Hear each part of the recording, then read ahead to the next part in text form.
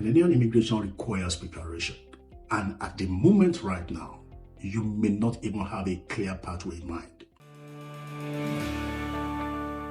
Hello everyone, this is Olu Kayode Victor. I'm super glad to have you again here on this channel.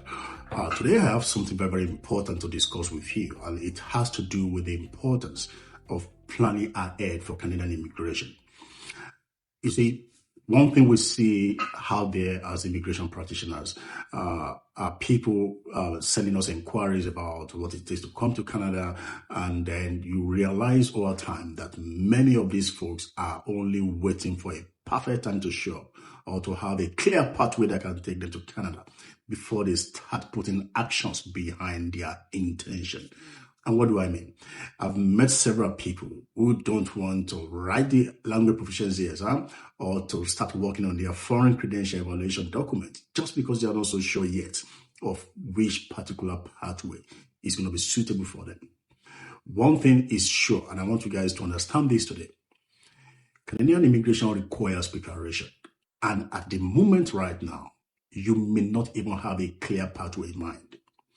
All that is important is for you to clearly understand, are you educated? Do you have a particular skill? Do you think you are within the age bracket that still want to achieve what you want to achieve? Once you're able to clarify that, I want to encourage you guys. It is important for you to put these two documents in place as soon as possible. I'm not telling you something out of a textbook. I'm telling you what I did for myself when I was planning to move to this country. And I didn't have a clear pathway in mind. I qualified for some programs, but I still have some deficiencies in some other areas. So I was waiting to have a program that will accommodate my deficiency and that will accommodate me and my family at the same time.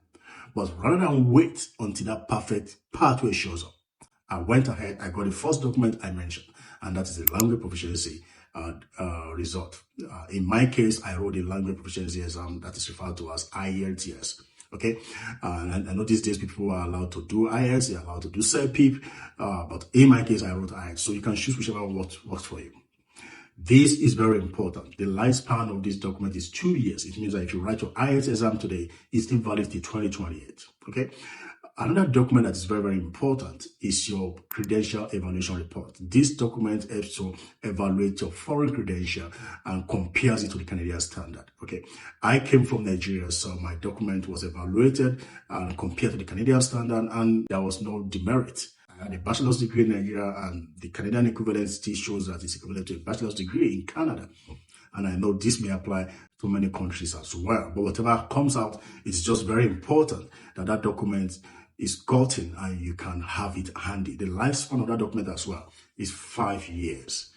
So when you have these two documents in your hand, you are more prepared than somebody who doesn't have these documents at all. Another thing you also need to put into consideration as you plan to move here, even when you don't have a clear pathway, is to seek for information.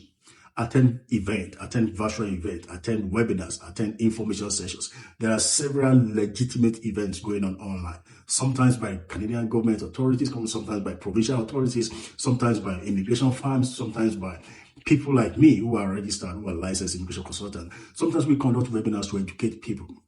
These information sessions will do you a lot of good because it will prepare your mind, it will give you insight into what is happening in the country here in Canada, and then it will allow you to plan and to prepare.